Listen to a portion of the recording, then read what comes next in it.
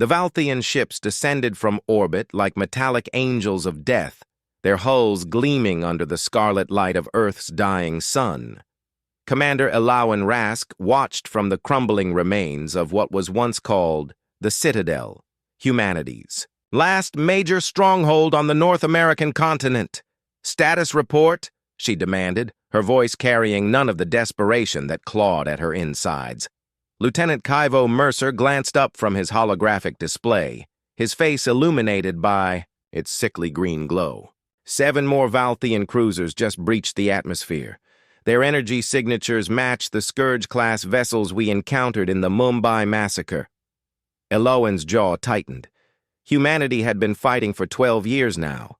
12 years of being outgunned, outmaneuvered, and systematically exterminated. Earth's population had dwindled from billions to mere millions, and those who remained were scattered, broken, and running out of places to hide. "How many?" she asked, knowing the answer wouldn't bring comfort. "Estimates suggest each cruiser carries approximately 3,000 troops, Commander." The room fell silent. Their remaining forces barely numbered 5,000. "They're hailing us," announced Communications Officer Vega Durai, her fingers dancing across the light interface. "Putting it through." The holographic projector in the center of the command room flickered to life, materializing into the tall, spindly form of Lord Admiral Zurtavos. His exoskeleton gleamed with ceremonial markings, and his 4 eyes, each a different shade of amber, regarded the humans with undisguised contempt. "Commander Rask." His voice was melodic yet chilling. "Your species continues to disappoint me with its stubborn refusal to accept the inevitable. You fight with sticks and stones against our empire that spans galaxies." Elawan stepped forward, keeping her spine straight despite the exhaustion that threatened to collapse her. "If we're so primitive, why have we managed to hold you off for 12 years? The alien's secondary mandibles clicked in what might have been amusement. "Desperation breeds tenacity, Commander. It is the same reason a cornered rodent will attack a predator 10 times its size. But make no mistake, your resistance is merely an inconvenience, not a threat. Then why negotiate? Why not just obliterate us from orbit?" "Because..." Zurtavos leaned closer, his image enlarging as if he could reach through the projection and strangle her. "Your planet holds resources we desire, and your species, despite its barbaric nature, has shown potential. Submit now, and a portion of your population may be preserved to serve the Valthian hegemony." Elawan's laugh was bitter. "We've seen how your hegemony treats its servants. We choose extinction over enslavement. So be it." The Admiral's image distorted briefly. "The final assault begins at dawn. Your primitives will make excellent study. Subjects as we catalog the extinction of yet another species, too foolish to evolve beyond war." As the projection dissolved, Elawan turned to face her officers. Their expressions ranged from resignation to quiet fury. "He's right about one thing," she said softly. "We are outmatched." Kaivo slammed his fist against the console. "So we just die after everything we've sacrificed?" Elawan was about to respond when the bunker's emergency klaxon began to wail. Vega's hands flew across her station, eyes widening. "Commander, we're detecting a massive gravitational anomaly in high orbit." "Valthian." "Reinforcements? No. The signature doesn't match any known Valthian technology. It's one of ours." The words hung in the air, impossible to believe. Humanity's orbital fleet had been annihilated in the first year of the war. Vega's voice trembled. "Incoming. Transmission from the unknown vessel." Static crackled through the speakers before resolving into a clear, confident voice. "Citadel Command, this is Admiral Orion Nazari of the UES Prometheus. Break out the good whiskey, Elawan. The prodigal daughter has returned, and I've brought one hell of a wedding gift." On the main view screen, the impossible appeared.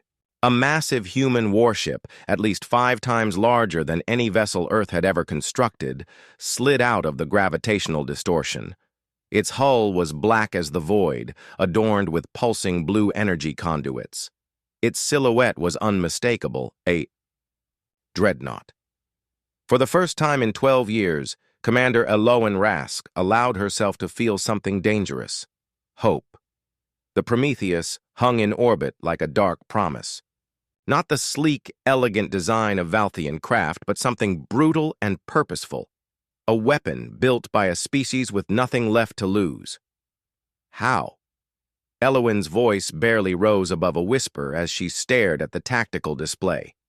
The Exodus fleet was confirmed destroyed at Proxima Centauri. Admiral Orion Nazari's face dominated the view screen, the years having carved new lines around her eyes, a starburst scar stretching from her left temple to her jaw. Not destroyed, scattered. We limped to the Kuiper Belt and went dark. For 6 years, we salvaged, rebuilt, and planned. 6 years. The other 6? Orion's expression hardened. We found allies among the Corvos collective. Turns out the Valthians have been making enemies across 3 spiral arms. The collective provided sanctuary and technology in exchange for a promise. What promise? Kaivo asked, suspicion edging his voice. That humanity would take the fight, beyond Earth. That we would help dismantle the hegemony. Orion leaned forward. Elowen, they've underestimated us from the beginning.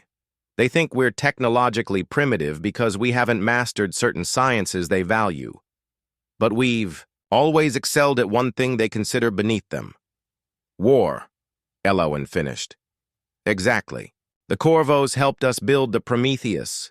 But the weapon systems? Those are entirely human innovation.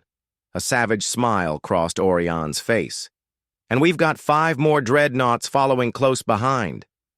The command room erupted into murmurs of disbelief and hope. Admiral, Vega interrupted. Valthian ships are altering formation. They're moving to intercept the Prometheus. Orion's smile widened. Let them come. Elowen, I need you to hold the Citadel for 24 more hours. Can you do that? Commander Rask straightened. We've held for 12 years. Another day is nothing. Good, because what happens next needs to be coordinated precisely. Orion nodded to someone off-screen. Transmitting tactical data now. The Prometheus isn't just a warship, it's a delivery system. Data flooded the Citadel's computers. Elowen's eyes widened as she understood. These are deployment coordinates. You're dropping troops. Not just troops. Orbital Descent Shock Troopers, ODSTs. 5,000 of them, with Corvos-enhanced battle armor. They'll create a perimeter around the Citadel while we engage the Valthian fleet. Lieutenant Kaivo studied the tactical projections. These drop vectors, they'll be landing directly on top of Valthian positions. That's the idea, Orion confirmed. Remember how the hegemony laughed at our preference for individual combatants over drone swarms? They're about to learn why humans still value boots on the ground. Above them, the first exchange of fire lit up Earth's orbit. The Prometheus unleashed a barrage unlike anything seen in the war thus far, not the pulse weapons or energy lances of Valthian design, but hyper-accelerated tungsten rods and tactical nuclear warheads. Primitive by Valthian standards, perhaps, but devastatingly effective. 2 Valthian cruisers shattered immediately, their shields designed to deflect energy weapons proving useless against kinetic bombardment. On the ground, the Valthian forces began to move, abandoning their careful siege, positions in favor of a full frontal assault on the Citadel. They knew the odds had suddenly shifted. They're coming for us now, Elowen observed. All of them. Good, Orion replied. Keep them focused on you. The Valthians have a saying about humans, that we fight like cornered animals. Time to show them what happens when the cage door opens. The first drop pods launched from the Prometheus, streaking through the atmosphere like artificial meteors. Inside each, an ODST prepared for impact, carrying weapons and technology that had been refined in secret for over half a decade. Commander Rask turned to her battle-weary soldiers. For 12 years, we've fought to survive. Today, we fight to win. As the first Valthian assault teams breached the outer perimeter, the sky above them turned to fire. The war that humanity had been slowly losing had just entered a new phase. In orbit, Admiral Nazari watched the battlefield unfold with cold calculation. "Send word to the Corvos Collective," she ordered her communications officer. "Tell them Phase 1 has begun." The Valthians had always seen humans as savages, technological infants throwing rocks at a spacefaring empire. They were about to learn that humanity's primitive approach to warfare wasn't a weakness. It was their most terrifying strength. The Valthian assault on the Citadel faltered as the first wave of drop pods hammered into their forward positions. Each impact crater erupted with armored human figures wielding weapons that shouldn't exist in humanity's arsenal. From her command post, Ilawan watched through tactical feeds as the ODST soldiers engaged the enemy. Their armor, a hybrid of human design and Corvos technology, allowed them to move with inhuman speed and precision. Where Valthian troops relied on energy shields and distance, the ODSTs closed to brutal close quarters, exploiting the aliens' physical weaknesses. "Commander," Lieutenant Kaivo called out, his voice tight with controlled excitement. "The eastern quadrant is clear. ODST Captain Riker is requesting permission to link up with our forces." Ilawan nodded sharply. "Grant it, and get me a direct line." Moments later, a new face appeared on her comm screen. A woman with copper-dark skin and eyes that reflected the silver of her helmet's interior lighting. "Captain Danica Riker, ODST 7th Division. Commander Rask," she greeted with a quick salute. "Honor to finally meet the legend who's been keeping Earth alive." "Save the admiration for after we've won, Captain," Ilawan replied, though she couldn't help the slight upward tilt of her lips. "Your drop teams have impressive tech." Danica's grin was fierce. "Wait until you see the heavy infantry. They're deploying now." As if on cue, larger drop pods began to descend, not from the Prometheus, but from smaller vessels that had detached from the dreadnought's hull. These containers didn't crater on impact, but instead slowed at the last moment, landing with precision despite their massive size. They opened to reveal powered exoskeletons standing 4 meters tall, each piloted by a single soldier and bristling, with weapons that made Elowan's remaining armor division look like children's toys. "Goliath units," Danica explained. 20 tons of fury with targeting systems that can track a Valthian scout at 5 kilometers. We've got 30 of them, and they're heading your way. In orbit, the space battle had evolved into a deadly dance. The Prometheus absorbed punishment that would have obliterated any previous human vessel, its layered armor seemingly regenerating after impacts. For every strike it took, it answered with devastating broadsides that tore through the increasingly desperate Valthian formation. Lord Admiral Zhur-Tavas watched from his command ship, the Eternal Dominion, as his carefully orchestrated attack disintegrated around him. His secondary eyes narrowed in calculation while his primary pair remained fixed on the tactical display. "Impossible," he hissed to his second-in-command. "Their technology has advanced decades beyond our intelligence estimates, Sub-Commander." Zelvarak mandibles clicked nervously. "My lord, the ground forces report they cannot hold against the human shock troops. And this vessel," he gestured at the image of the Prometheus, "it employs technologies we've only seen theorized in Corvos research archives." Zhur-Tavas's carapace flushed dark with anger. "The collective. They violated the isolation protocols. The Council will hear of this treachery." "Sir, should we withdraw to the secondary position and regroup?" The Lord Admiral's talons tightened on his command staff. "No. The humans remain inferior, merely wielding borrowed power they cannot possibly understand. Prepare the world breaker." Zelvarak's compound eyes widened. "But sir, the Council explicitly forbade deployment of planet-killer weapons in this sector. The resource value will be explained as regrettably sacrificed to prevent dangerous technology from spreading." Zhur-Tavas cut him off. The humans cannot be allowed to retain these capabilities. Prepare the weapon. Back on Earth, the battle's momentum had shifted. Dramatically. The combined forces of the Citadel defenders and the ODST squads had pushed the Valthian ground troops back beyond the original defensive lines. The massive Goliath exoskeletons tore through alien armor like paper, their kinetic weapons bypassing shield technologies designed to repel energy attacks.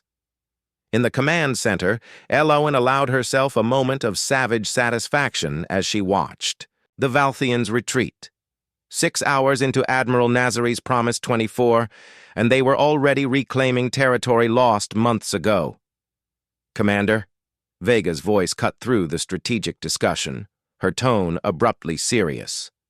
"The Prometheus is detecting an energy buildup in the Valthian flagship," Admiral Nazari says. "She says it's a planet-killer weapon." The room went silent. Everyone present knew what that meant. The Valthians weren't fighting to win anymore, they were preparing to end the game entirely. Elowen's voice remained steady despite the cold dread settling in her stomach. "How long?" 15 minutes until fully charged. The Prometheus is moving to intercept, but the flagship is now surrounded by the remaining Valthian fleet. On the main screen, Admiral Nazari's face appeared, her expression grim. "Elowen, we can stop this, but I need to divert all power to the main cannon. That means dropping our shields." "You'll be torn apart," Elowen protested. "Maybe. But we built the Prometheus to take a beating." Orian's smile was tight. "Besides, we've got one more surprise for our friends up here."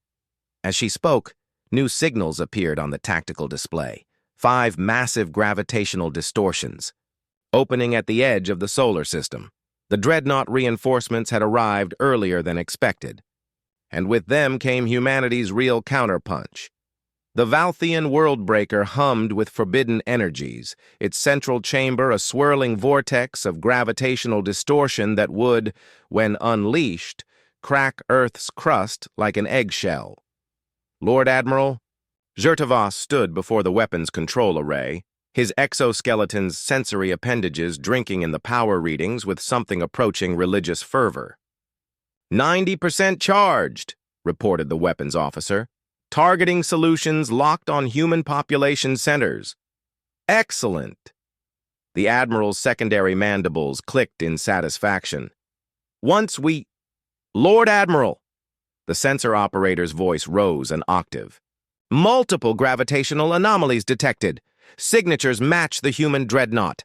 Zertivos spun toward the main view screen just as 5 new behemoths tore into real space, each as massive as the Prometheus, each bearing the same brutal utilitarian design, and each immediately opening fire upon the Valthian fleet.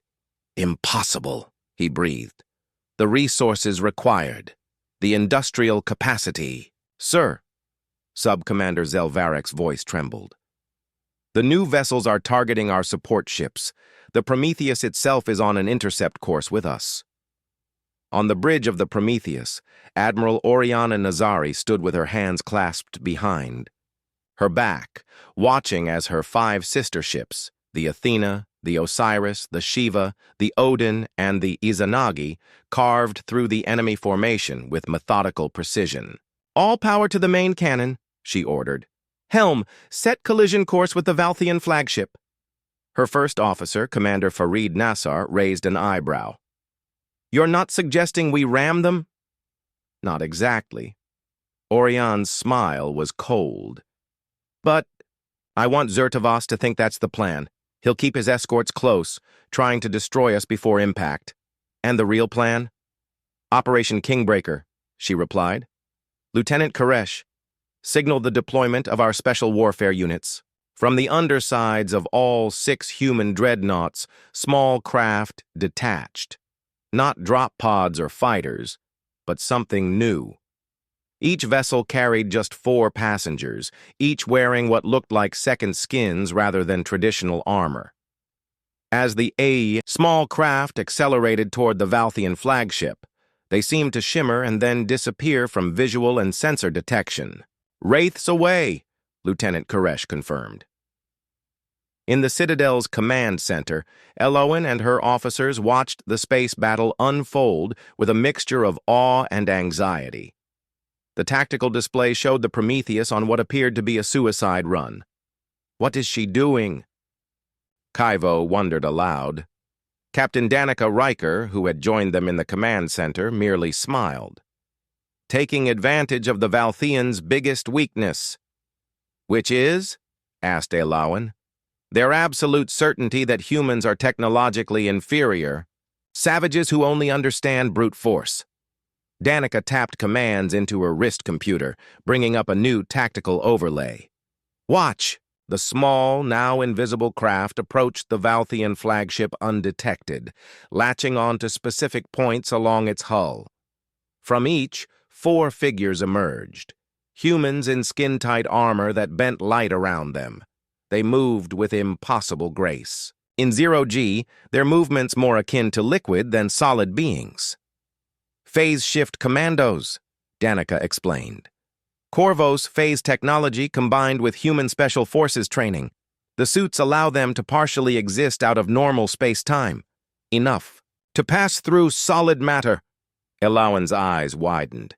They can walk through walls and Valthian energy shields, and their supposedly impenetrable hull plating.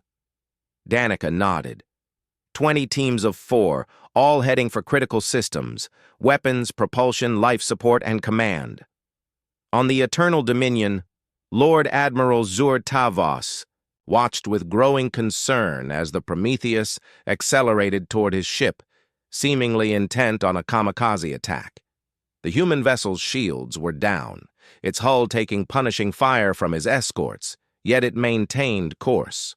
"World breaker at 98%, the weapons officer announced. 2 minutes to firing capability. "Target the human vessel's propulsion systems," Zur-Tavos ordered. "I want it crippled, not destroyed. After we cleanse this planet, I want to study their technology." Sub-Commander Zel Varric suddenly stiffened, his compound eyes fixed on something behind the Admiral. "Sir," that was all he managed before a blade of shimmering energy severed his head from his thorax. The body collapsed, revealing nothing. Then, like a mirage resolving into reality, 4 human figures materialized on the bridge, their armor rippling like oil on water. The leader removed her helmet, revealing glacial blue eyes set in an angular face. "Lord Admiral Zur-Tavos," she said calmly, her voice carrying no hint of exertion. "I'm Commander Kestrel Voss, UES Ghost Protocol. I'm here to deliver a message from humanity." Zur-Tavos reached for his sidearm but found his arm wouldn't move. Another human had appeared behind him, placing some device against his carapace that seemed to have paralyzed his motor functions. "What message?" he hissed, secondary mandibles. Clicking in fury, Kestrel approached until she stood directly before him, her head tilted back to meet his gaze. "The message is simple. We were never savages. We were survivors. And now, we're coming for all of you." Throughout the flagship, similar scenes played out as the phase shift commandos neutralized key personnel and placed compact devices on critical systems. Not explosives, as the Valthians might have expected, but something far more sophisticated, Corvo's quantum entanglement disruptors that would render the ship's technology inoperable at the molecular level. In the World Breaker chamber, the weapons technicians never even saw the humans before they found themselves incapacitated. The phase shift team worked quickly, placing disruptors directly onto the weapons containment field generators. On the Prometheus, Admiral Nazari watched the operation unfold through the neural feeds from the commando teams. "All teams report. Success," Lieutenant Koresh announced. "Disruptors in place. Ghost Protocol teams beginning extraction." Oriane nodded. "Tell Commander Voss to deliver the package to Zur-Tavos personally, then initiate quantum collapse in 30 seconds. The battle had reached its tipping point. In the space of 20 minutes, humanity had not only survived an extinction-level attack, but had turned the tables completely. From the flagship's bridge, Kestrel Voss placed a small data crystal in Tavos's paralyzed hand, curling his fingers around it. "Coordinates for a meeting," she explained. "The hegemony will send representatives if they want to avoid what comes next." Then she and her team seemed to melt away, their phase-shift technology taking them beyond the reach of Valthian sensors or weapons. Seconds later, across the entire flagship, the disruptors activated. There was no explosion, no dramatic destruction, simply a cascading failure as molecular bonds throughout the ship's systems collapsed into quantum uncertainty. Satsu. Worldbreaker died first, its energies dissipating harmlessly. Then propulsion, weapons, shields, and finally life support. Though the commandos had calibrated the devices to leave enough basic systems functioning that the ship wouldn't become a tomb. As the Eternal Dominion drifted powerless, the remaining Valthian fleet found itself caught between 6 human dreadnoughts working in perfect coordination. The battle was no longer a battle. It was a rout. On Earth, Commander Eloan Rask watched the Valthian ground forces suddenly lose cohesion as their command structure collapsed. Without orbital support or leadership, the once fearsome invasion force devolved into disconnected units fighting for survival. "Send out the order," she told Kaivo. "We accept surrenders, but we give no quarter to those who continue fighting." The lieutenant nodded, a fierce light in his eyes. "Yes, Commander. And after that?" Eloan looked at the tactical display, watching as human forces reclaimed their world piece by piece. "After that, we rebuild. And then, we take the fight to them." 3 days after what was already being called the Battle of Liberation, the ruined gardens of what had once been the White House hosted a gathering of humanity's remaining military leadership. The marble columns were cracked, the famous building itself little more than a skeleton, but it served as a powerful symbol, humanity reclaiming its heritage even as it prepared to claim its future. Admiral Orion Nazari and Commander Eloan Rask sat across from each other at a makeshift table, holographic displays floating between them showing the ongoing cleanup operations around the globe. 42,000 Valthian prisoners, Eloan noted, scrolling through the data. "What do we do with them?" "They're a bargaining chip," Orion replied. "The hegemony values its military caste. They'll negotiate for their return." Commander Kestrel Voss, still wearing her phase-shift armor in its deactivated state, leaned against a broken column. "Assuming the hegemony even acknowledges defeat, their official channels are still broadcasting victory declarations to their home systems. They'll acknowledge it," came a new voice. All heads turned to see Captain Danica Riker approaching with a tall, slender figure whose anatomy was distinctly non-human. "May I present Emissary Talus of War of the Corvos Collective." The alien's body was vaguely insectoid but moved with a fluid grace that suggested partial aquatic evolution.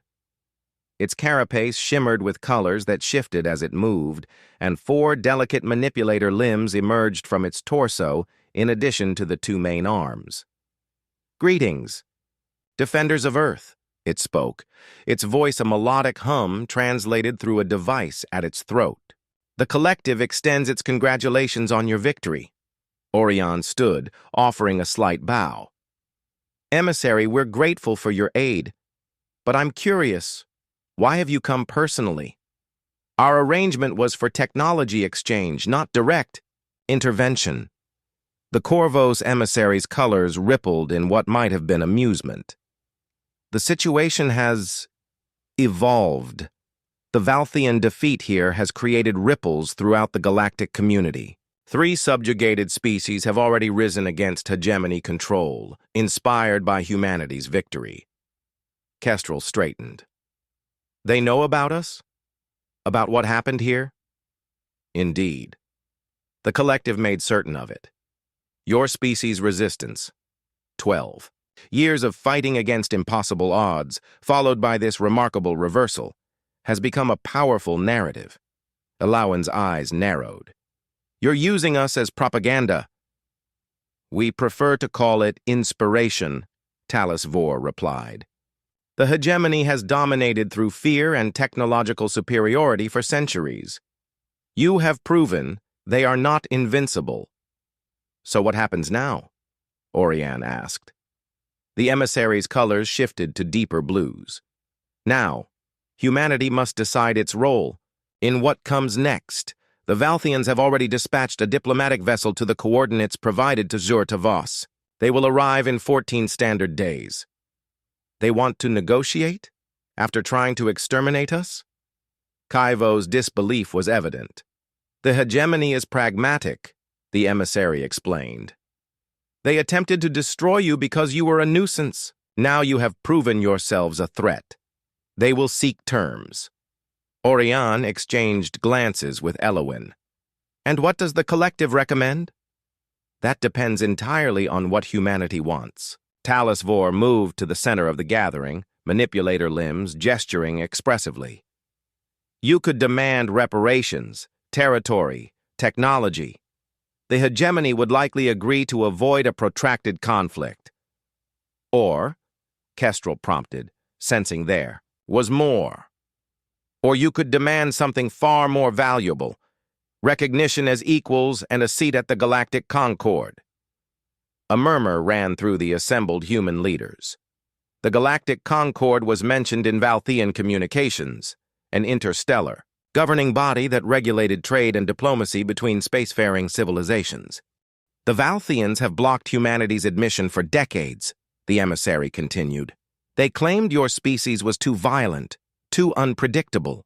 They used their influence to impose the isolation protocols that prevented other species from contacting Earth, which you violated, Elowin observed. The collective operates independently of the Concord's restrictions. Talos Vor acknowledged with an elegant gesture that might have been a shrug. We recognized humanity's potential, where others saw only savagery. Lieutenant Vega Durai, who had been silent until now, leaned forward. What's the catch? Why help us? The Corvos emissary's colors rippled through a complex pattern. Balance. The hegemony has dominated Concord politics for too long. Humanity represents something unique among the known species. Adaptability without the constraint of tradition. You solve problems. Creatively. You mean violently, Commander Rask translated bluntly. When necessary, the emissary agreed without apparent judgment. The collective believes the wider galaxy needs humanity's perspective. Your species thinks differently. You see possibilities where we see only obstacles. Admiral Nazari studied the alien carefully. And if we join this Concord, what exactly would that mean for Earth? Protection under interstellar law, access to trade routes and technology exchange, the freedom to establish colonies on unclaimed worlds. Talos Vor paused. And obligations, to contribute to joint defense, to abide by certain regulatory frameworks, to participate in diplomatic processes. Becoming part of something larger, Orion mused. Precisely. The emissary moved toward the holographic display, manipulator limbs adjusting it to show a map of the local galactic arm. The question before you is not whether humanity will join the interstellar community that is now inevitable. The question is, on whose terms? The human leaders exchanged glances, centuries of isolation and over a decade of brutal war weighing on their collective conscience. They had fought not just for survival, but for independence. Yet here was an opportunity that transcended both. We'll need time to discuss this, Elowin finally said. Humanity's leadership structure has been decentralized by necessity. We need to consult with the other survivor enclaves. The Corvos emissary's colors shifted to acknowledging blues. Of course, but do not deliberate too long. The Valthian diplomatic vessel arrives in 14 days, and they will come prepared to either negotiate or eliminate the threat you represent. As the meeting adjourned, Orion pulled Elowin aside. What do you think? Can we trust them? Commander, Rask watched the Corvo's emissary conversing with the other officers. I think we're being manipulated, by both sides. The question is, which manipulation benefits Earth more? And your answer? Ilawan's gaze hardened as she looked skyward, where the 6 human dreadnoughts now orbited protectively around their homeworld. I think it's time humanity stopped merely reacting and started shaping our own future among the stars. Above them, barely visible in the daylight sky, the silhouette of the Prometheus cast its long shadow over the ruins of human civilization, not as an ending, but as a beginning. The diplomatic vessel Resolute Discourse hung in Earth orbit alongside the Prometheus, its sleek organic curves a stark contrast to the brutalist angles of the human dreadnought. Inside the Prometheus's central conference chamber, the negotiating teams faced each other across a simple steel table, a deliberate choice that subtly reminded all present of humanity's industrial pragmatism. Admiral Orion Nazari sat at the center of the human delegation, flanked by Commander Ilawan Rask and newly promoted General Danica Riker. Across from them, the Valthian representatives maintained rigid postures, their exoskeletons polished to ceremonial brilliance. Leading the hegemony delegation was not a military figure but a diplomatic specialist, High Executor Nevramat, whose age was evident in the calcified patterns across her carapace. When she spoke, her translator rendered her words in flawless human languages, stripped of the martial overtones typical of Valthian communication. The hegemony acknowledges the unexpected development of human military capabilities, she began, compound eyes fixed on Orion. We are prepared to discuss cessation of hostilities and recognition of human territorial sovereignty within this solar system. Orion's expression remained neutral.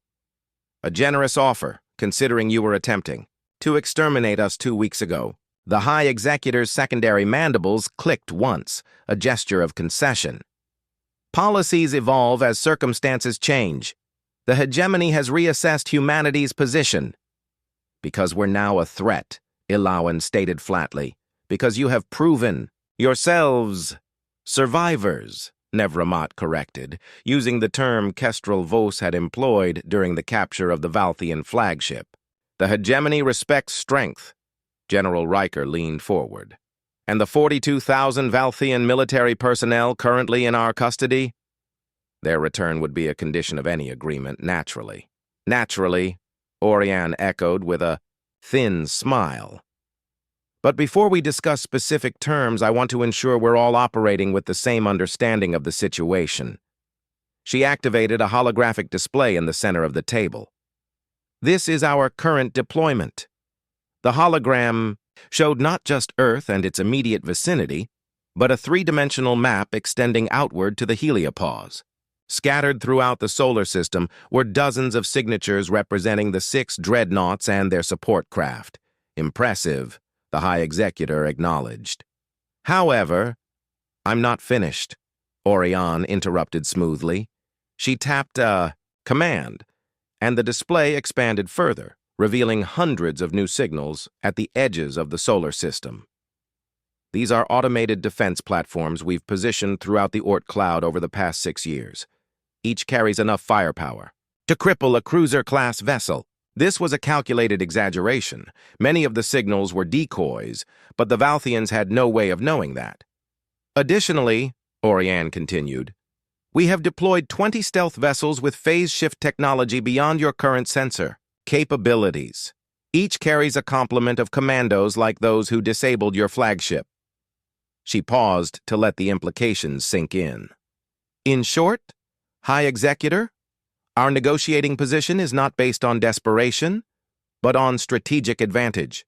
The Valthian delegation exchanged brief glances, subtle shifts in posture that Commander Rask, after years fighting their kind, recognized as concern.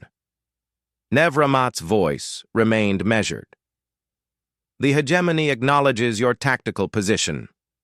However, I feel obligated to remind you that we represent an empire spanning 17 settled systems with a combined military force that dwarfs what you've displayed here. True, Orion conceded. but attacking Earth again would cost you dearly.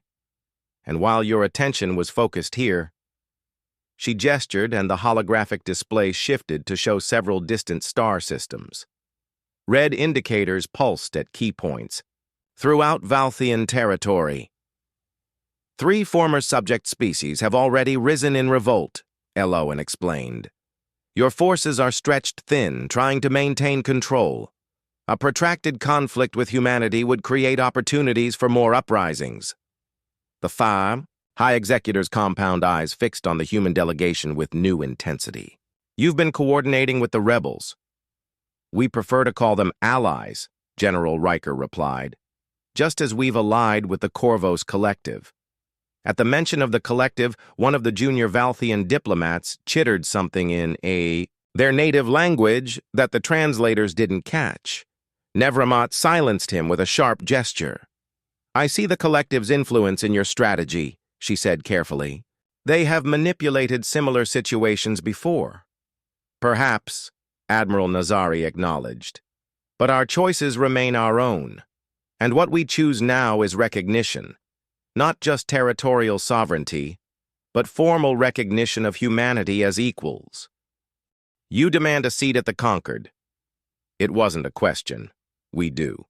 As well as reparations for 12 years of war, technological exchange programs, and unrestricted access to interstellar trade routes.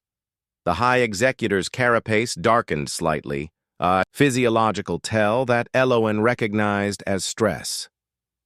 Such terms would fundamentally alter the balance of power in this sector. Yes, Oriane agreed simply. That's the point. For a long moment, silence filled the conference chamber. Then Nevramot's secondary mandibles clicked in what might have been resignation. I am authorized to negotiate preliminary terms with the understanding that final ratification would require approval from the Hegemony Council. She paused. However, there is one condition the Council insisted upon before any agreement can proceed. And that is? Elowen asked, suspicion evident in her tone. A demonstration of humanity's commitment to peaceful coexistence. The High Executor's compound eyes gleamed. Specifically, the hegemony requires that the technology used to create your dreadnoughts be placed under joint oversight to prevent misuse. Admiral Nazari smiled thinly. You mean you want us to hand over our only leverage? I mean the Conquered has strict protocols regarding weapons of mass destruction. Your admission would require compliance with those protocols. General, Riker leaned forward. The same protocols that didn't prevent you from deploying a planet killer against Earth? An unauthorized action for which certain military leaders have been replaced, Nevramot replied smoothly. But yes, those protocols. Oriane exchanged glances with her colleagues before responding. We'll consider technology sharing agreements after formal recognition and establishment of appropriate safeguards, not before. Then perhaps we are at an impasse. The High Executor's tone remained even, but there was a new tension in her posture. It was then that a new voice entered the conversation, quiet but commanding. Commander Kestrel Voss had been standing silently at the periphery of the human delegation. Her phase shift armor deactivated but still imposing. There is another option, she said, stepping forward. All eyes turned to her as she placed a small device on the table. It projected a detailed technical schematic. This is the quantum disruptor technology we use to disable your flagship. Effective, non-lethal, and impossible to defend against with your current shielding systems. The Valthian delegation stared at the schematics with evident apprehension. We could have used this technology to destroy rather than disable, Kestrel continued. We chose restraint. That is the demonstration of peaceful intent you requested. She deactivated the projection. The designs remain secure, but know that we possess them and dozens of other technologies developed during our years of isolation. Some shared by allies, others uniquely human innovations, born of necessity. Nevramot studied Kestrel with newfound respect. And your proposal? A phased integration. Humanity receives immediate observer status in the Concord with full membership, to follow within 1 standard year. During that time, joint committees establish frameworks for technology exchange, reparations, and security cooperation. The High Executor considered this for several moments, secondary mandibles working thoughtfully.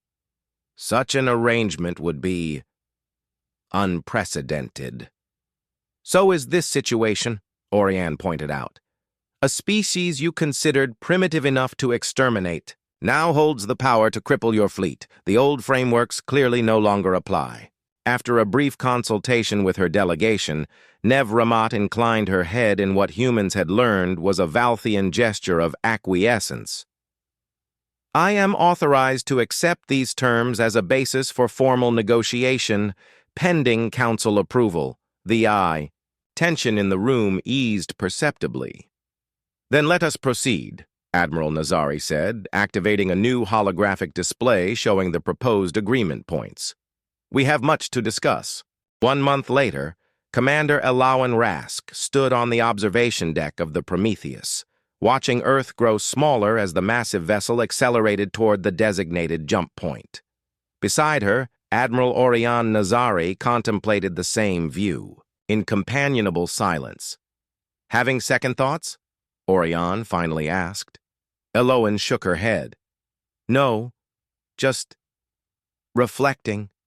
For 12 years, my entire existence was focused on one goal: survival. Now, we're heading to the Concord Assembly as Earth's representatives.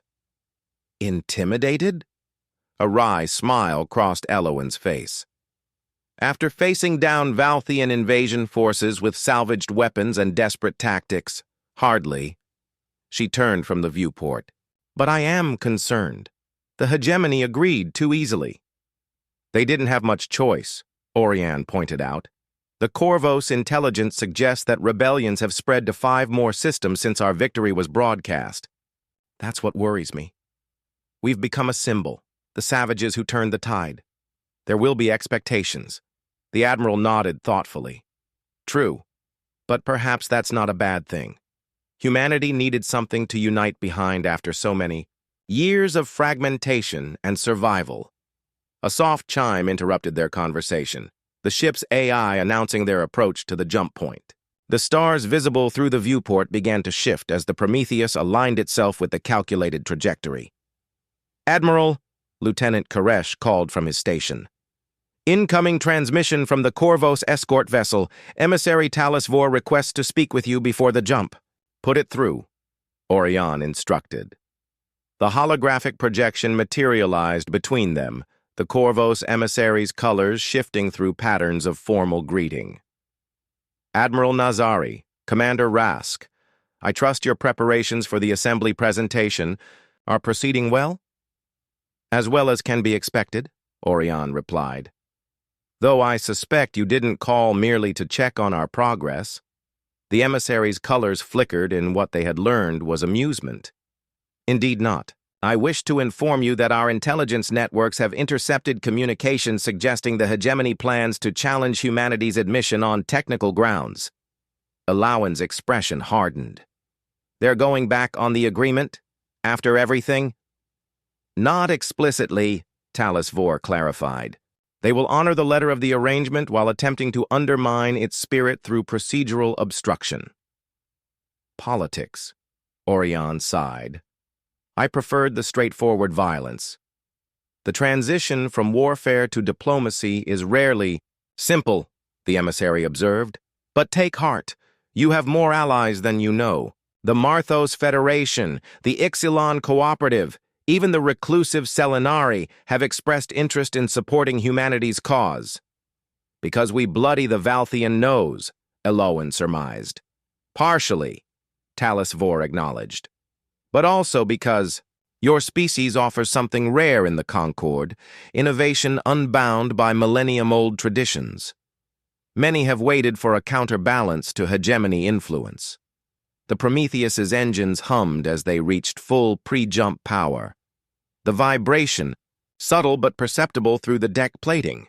30 seconds to jump, announced the ship's AI, Admiral Nazari straightened her uniform. "Thank you for the warning, emissary. We'll be prepared." "I have no doubt." The Corvos's colors shifted to deeper blues. "Remember, when you address the YA assembly, you do so not merely as survivors, but as the species that accomplished what many thought impossible. You broke the hegemony's aura of invincibility." As the transmission ended, Elowen turned back to the viewport. Earth was now just a blue speck against the vastness of space. "From fighting for survival to interstellar politics in a month," she mused. "The universe moves quickly." 1 minute. "To jump," the AI announced. Oriane joined her at the viewport. "You know, there's a certain poetry to it all. For 12 years they treated us like savages. Technologically primitive, culturally backwards, fit only for conquest or extinction. And now? Now they'll learn what humans have always known about ourselves." A fierce smile crossed the Admiral's face as the jump engines engaged, reality bending around the massive dreadnought. That our savagery was always our greatest strength. The Prometheus vanished into the jump point, carrying humanity's representatives and humanity's reputation to the stars. Behind them, Earth continued its recovery, while ahead lay a galaxy forever changed by the species that refused to die. For the Valthians had made a critical error in their assessment of humanity. They had mistaken desperation for weakness, adaptability for primitiveness, and the will to survive for savagery. They would not make that mistake again, nor would any other species that encountered humanity among the stars.